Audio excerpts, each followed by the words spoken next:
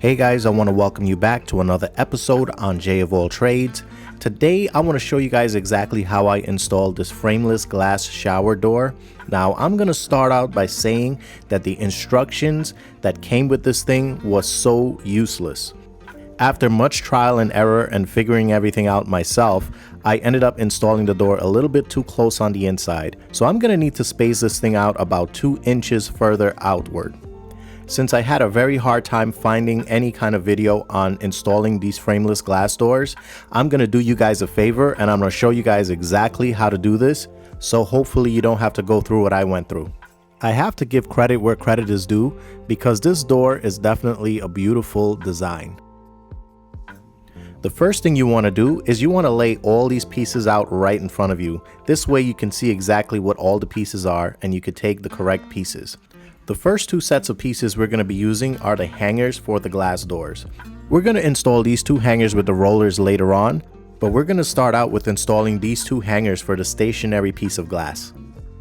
You're going to start screwing these pieces off of the hanger and be mindful to keep these plastic washers with their pieces together. This is the stationary piece of glass that we'll be installing this on.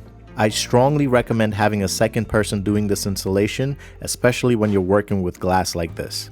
The purpose of these plastic washers is to be sandwiched in between the glass, and this will prevent the metal from scraping the glass. It also helps to distribute the pressure from the fasteners, as well as preventing the fasteners from becoming loose or shifting. Once you have the fasteners apart, you're ready to install this onto the glass. You don't want to fully tighten the first fastener. Keeping it a little loose will help you to put on the second one a lot easier. It can be a real challenge getting these plastic washers in place because of where they're located. This particular washer here has to go between the glass and the hanger. Try to be as gentle as possible because this metal piece can hit the glass and break it. Once the washer is in place, this is how it looks, and then you'll take this piece and screw it right on there with another washer on the other side, and it all gets sandwiched in between each other. Then you're going to tighten all of this by hand as tight as you can, while also making sure that the hanger is facing straight up. You're going to repeat this process for the second hanger.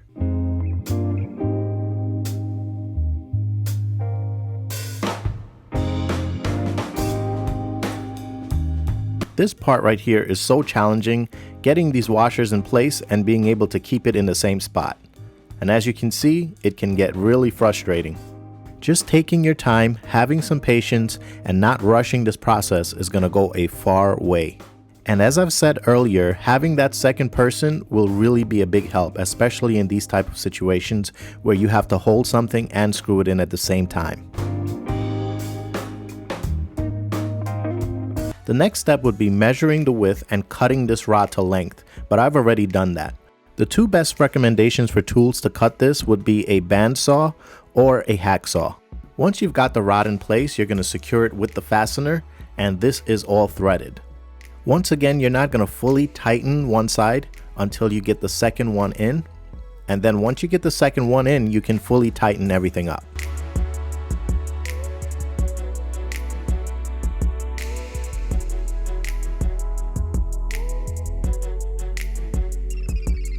You're going to notice a stopper on the left side of the rod, just make sure that's on there.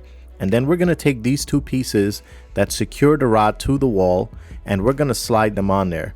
You're going to notice that there's a threaded side as well as an unthreaded side. You want the threaded side to be on the outside. Once again, you want the threaded side to be on the outside and the non-threaded side to be on the inside. Getting this part right will save you some time, so just make sure that that's facing the right way. I'm now going to use an Allen key to tighten up one of the set screws on here. There's 2 set screws on each piece, but we're only going to tighten one piece because we're going to need to be able to move this. You're also going to do the same thing on the other side. You're just going to slide it back a little bit and then tighten one of the set screws to hold it in place.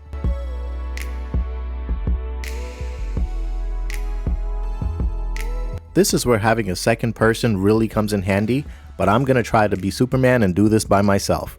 Here I'm going to be having a level on the side and also a marker that I can grab to make a mark. You're then going to rest this piece of stationary glass on the seat of the tub, making sure to get it as close as possible into the position that it needs to be. Just take your time while doing this because you definitely don't want to drop this glass. Just slowly manipulate the glass into place where you want it to be.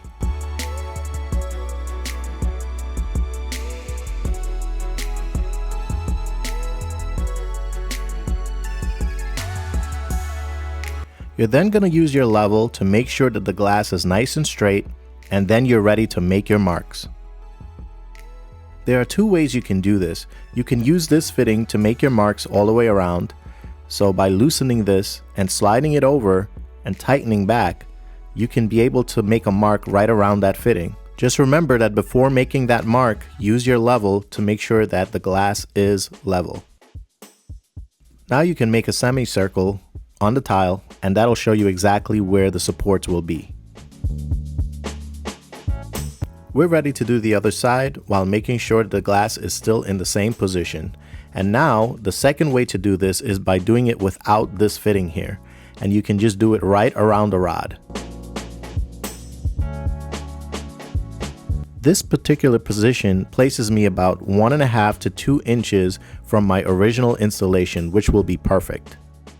Now we're going to remove this entire glass out of the way so we can drill some holes for the supports. There are 2 supports that come with this, one for each side, and they do not come with the screws, so I have my own screws in here. This support is going to be screwed directly into the spots that we marked. So we're going to need to drill holes through these tiles so we can drive these screws straight into the stud behind the tiles. Here I'm going to be using a 3/8 inch diamond bit hole saw, and this is for wet cuts, and it's specifically designed to drill through porcelain tile and stone. So let's get this thing opened and started. First thing we're going to do is center our supports, then you're going to make a mark in the middle because that's where we'll center the drill bit. The idea is that when this is on the wall, you'll be able to screw in your fitting, and this is how it will look when it's on there. Once again, you want to drill this wet. That means you're going to need some source of water to cool this bit as you're drilling. You're first going to start drilling in an angle, and once you have an indentation, you can start to straighten out the bit. If you try to start out drilling straight, the bit will just slip and scratch the tile. Keep in mind that as I'm drilling, I'm spraying water to cool this bit down. Try not to put too much excessive force, just let the bit do the job. Just take your time and eventually the bit will go all the way through the tile. Keep in mind that these tiles are large, they're 12 by 24, and they are thick. Occasionally, you will need to clean out this bit and push out the pieces of tile that you've removed. You may want to do this once or twice between every single hole that you drill. Now that the hole is there, we can remove the mark from the marker. Now we're ready to screw in our screw, but before seating this screw fully, we're going to take some waterproof silicone and fill up this entire hole. Having any holes in the tile will compromise our waterproofing, so we want to make sure that we want to seal up anything that creates a hole. As you drive the screw in, it will pull in the silicone, so continue to add more as you go along. Unfortunately, the 2.5 inch screw did not work out very well because it did not meet the stud, so I had to use a 3-inch screw. And the 3-inch screw definitely did the job. Now we're going to repeat this process on the other side.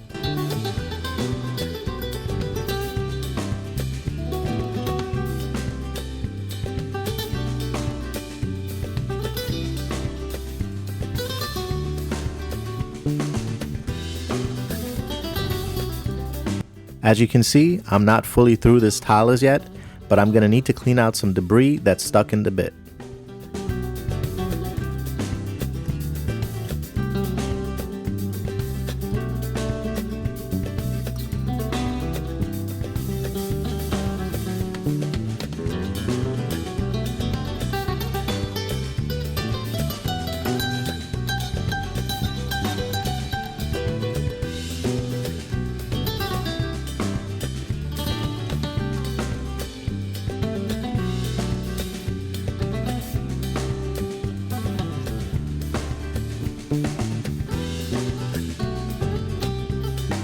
Now both of our supports are all set and ready to go. You can wipe off the excess silicone with a paper towel.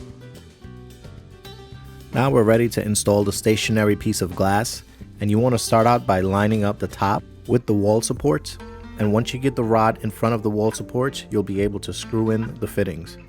Keep in mind you want to gently move the glass. You don't want to force anything here because the glass can potentially break.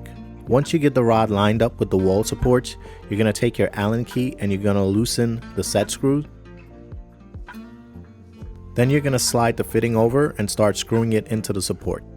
Just be mindful not to force anything here. You don't want to cross thread this. Once that side is complete, you can move over to the other side and do the same.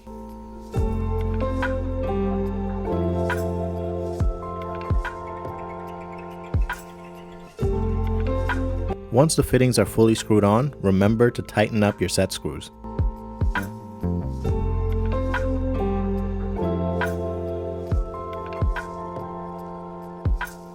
Now that the stationary glass is stabilized with the rod, we're ready to work at the bottom of this glass, and we're going to secure it to the tub.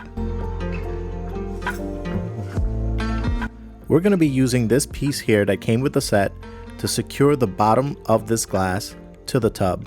One of the things that I noticed was this piece was not as high as I expected, so I actually cut a piece of shim here and pre-drilled it to put at the bottom of this piece. I'm essentially using it as a spacer to make this piece a little higher so that I can feel a little more comfortable with this glass being secured here. Depending on your setup and your tub, you may have to make slight adjustments like this in order to make things work better. I'm going to pre-drill the tub here with a bit, and then I'll drive a screw in. Be mindful not to hit the glass with the screw gun.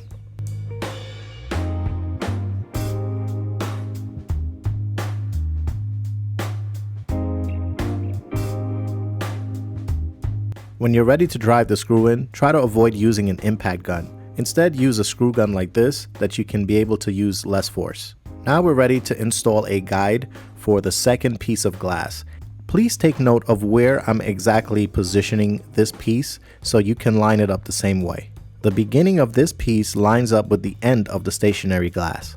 Now I'm going to pre-drill in the center of this piece so I can drive a screw in, and that will allow me to even adjust if I need to make any adjustments later on.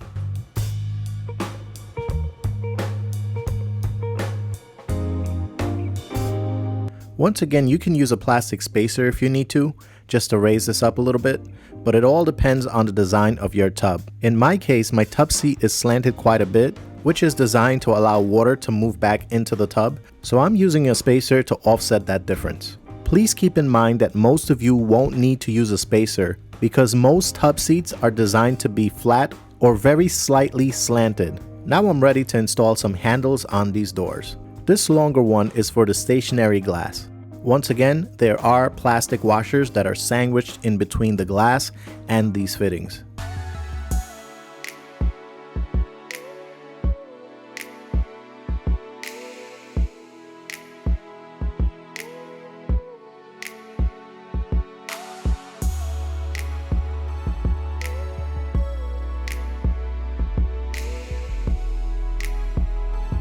Now we're ready to prep the sliding glass door.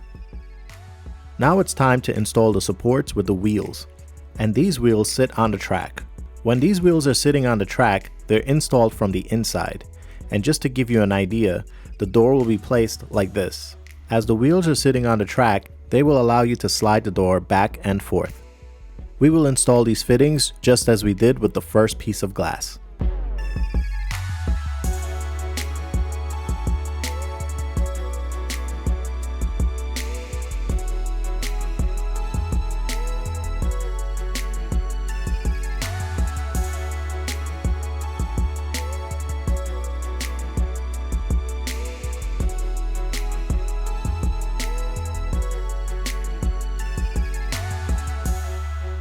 Before we install the sliding glass door, we're going to put this strip here, and this is to prevent water from splashing in between the doors and coming out. Take a quick look at the edge of this so you'll see the pattern. This strip is included with the set, and it's easily installed by just snapping it right in.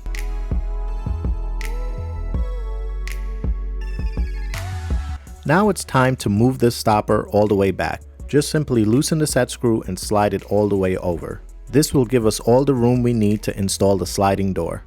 When lifting the door, be extra careful because you have to get it inside of the tub and over the rod. Take note that before putting this door on the rod, make sure that the bottom piece is in the guide. Once this piece is lined up with the guide, you can now place the door on top of the rod with the wheels. Now we can see that the door is hanging freely and can be slid back and forth.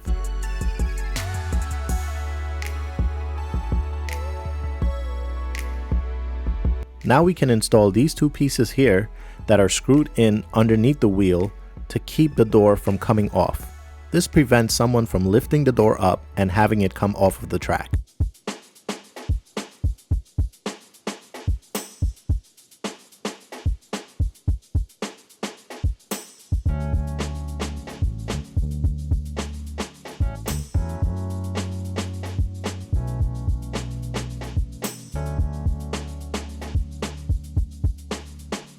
Now we're ready to install another strip here, and this is an up-close look of the pattern. It actually has a pad at the back, and this will be installed at the back of the sliding door. This strip actually serves as a protection to the back of the door because when it engages the tile in the back, that can cause the glass door to shatter. But this protective strip has some padding in the back that allows it to be cushioned. Now we're going to install the last strip here, and this is the pattern for this one, and it goes to the front edge of the sliding door. This also serves as a protection for the front edge of this glass door. It also acts like a splash guard, which helps to keep the water inside.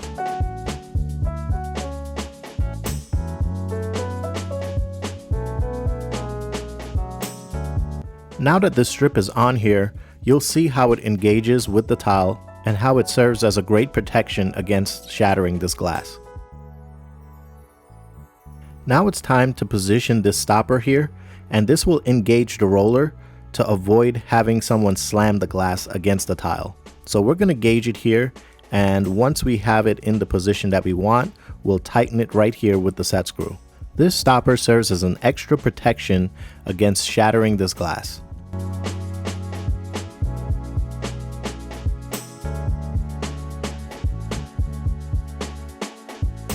Now it's time to install the handle on the sliding door. This bigger piece goes at the top and the smaller piece goes at the bottom.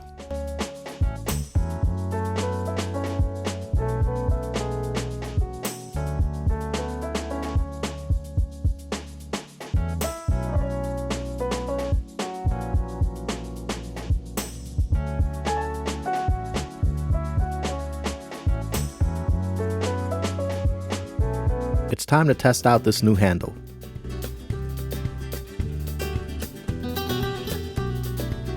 I'm actually very impressed with how smooth this moves. And I'm also a lot happier that now I can fit in here comfortably. Now it's time to install this trim that keeps water from migrating out of the tub. You'll need to measure this and cut this so it will line up here and fit inside of this piece all the way to the end. You'll also notice that I customized a little spacer for this to level it off with the other piece. Now you're going to put some silicone right at the bottom of this piece to seal the bottom and prevent water from migrating out of the tub.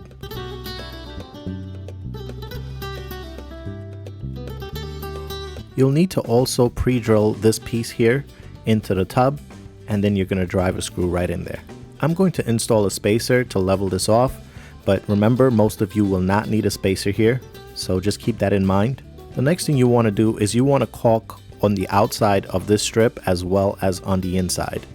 This will ensure that no water will make its way past this boundary.